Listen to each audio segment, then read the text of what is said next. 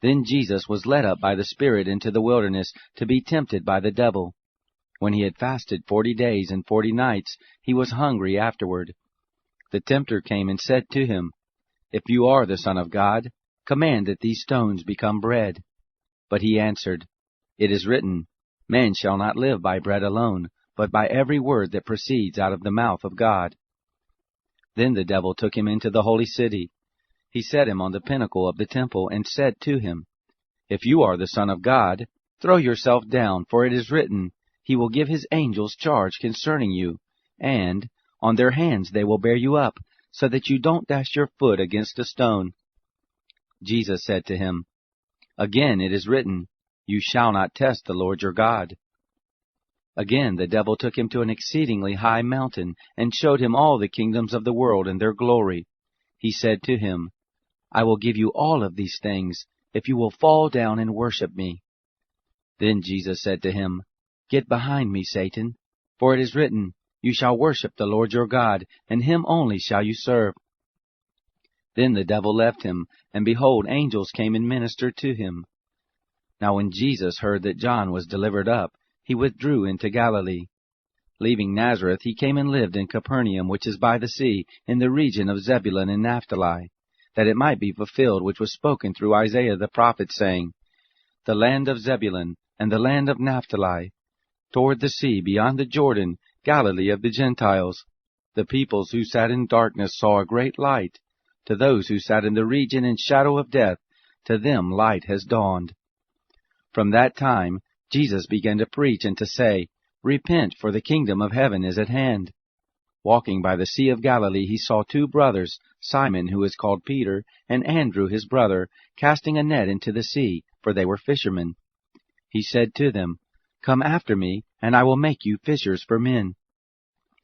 They immediately left their nets and followed him. Going on from there, he saw 2 other brothers, James the son of Zebedee, and John his brother, in the boat with Zebedee their father, mending their nets. He called them. They immediately left the boat and their father and followed him. Jesus went about in all Galilee, teaching in their synagogues, preaching the gospel of the kingdom, and healing every disease and every sickness among the people. The report about him went out into all Syria. They brought to him all who were sick, afflicted with various diseases and torments, possessed with demons, epileptics and paralytics, and he healed them. Great multitudes from Galilee, Decapolis, Jerusalem, Judea, and from beyond the Jordan followed him.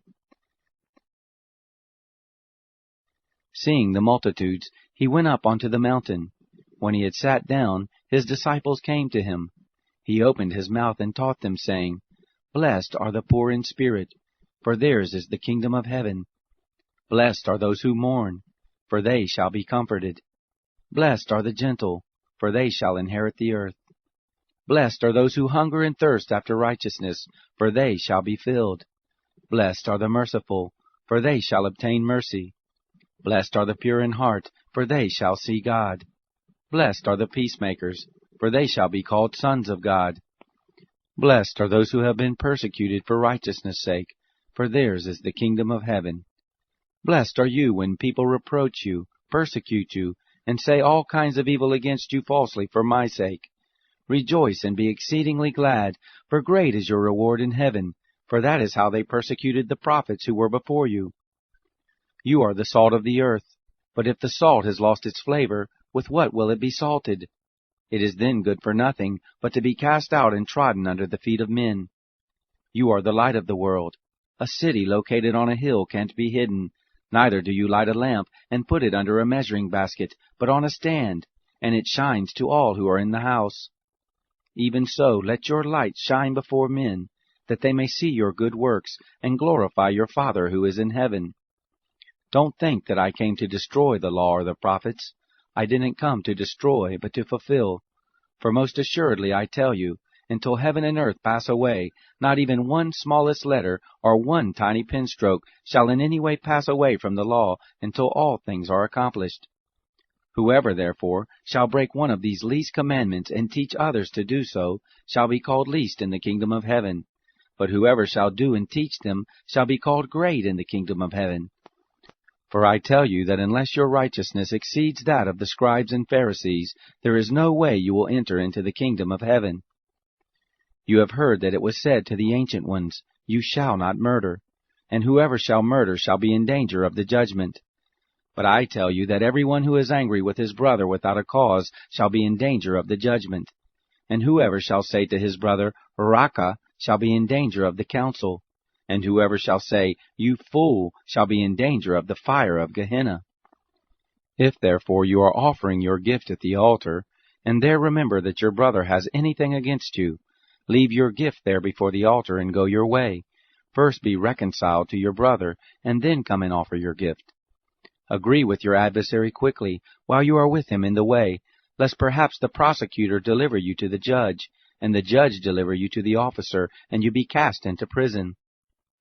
Most assuredly, I tell you, you shall by no means get out of there until you have paid the last penny.